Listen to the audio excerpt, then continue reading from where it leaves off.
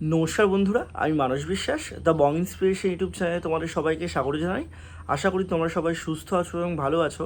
তো ভিডিওর টাইটেল এবং থাম্বনেল দেখে তোমরা বুঝতে পেরেছো আমি কোন বিষয়ে কথা বলবো।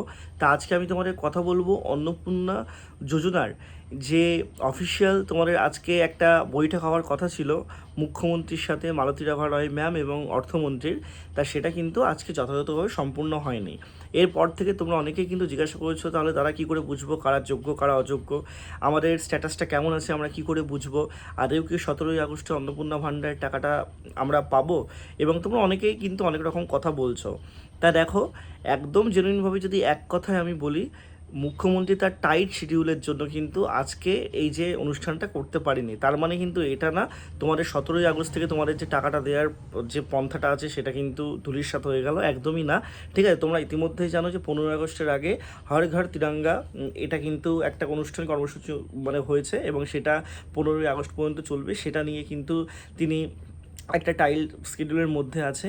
এছাড়াও তিনি কিন্তু হালিশহরে গেছিলেন, জনতার দরবারে গেছিলেন, তারপরেও কিন্তু অন্নপূর্ণা ভাণ্ডারের যে বৈঠক সেই বৈঠকটা কিন্তু হয়নি।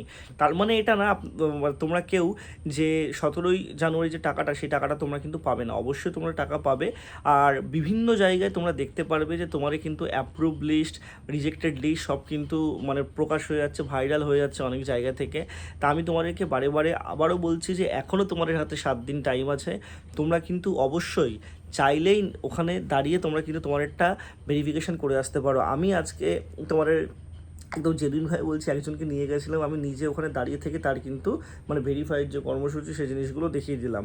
তা এটা কিন্তু সমস্ত জায়গায় হচ্ছে, তোমরা একটু ভালো করে জিনিসটা খোঁজখবর নাও যে তোমার কীভাবে ভেরিফাই হচ্ছে। তোমরা মিউনিসিপ্যালিটিতে বা ব্লকে যাও, সেখানেই কিন্তু সমস্ত কাজকর্মগুলো হচ্ছে। আর অনেকেরই দেখবে যে লিস্টগুলো বেরোচ্ছে সেখানে দেখতে পারবে ডিস্ট্রিক্ট লেভেল, ডিস্ট্রিক্টে রিজেক্টেড দেখাচ্ছে, তারা কিন্তু ওই টাকাগুলো পাবে না।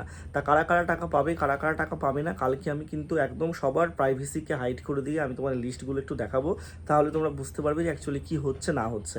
ঠিক আছে, আর একটা কথা বলি, 17ই আগস্টে তোমরা টাকা পাবে, তোমার টেনশন করার কোনো প্রয়োজন নেই এবং তোমরা 3000 টাকাই পাবে। অনেকেই তোমরা বলছো 7 তারিখে 8 তারিখে তোমরা 3000 টাকা ঢুকেছে, ওটা কিন্তু অন্নপূর্ণার টাকা আমার বলে মনে হয় না।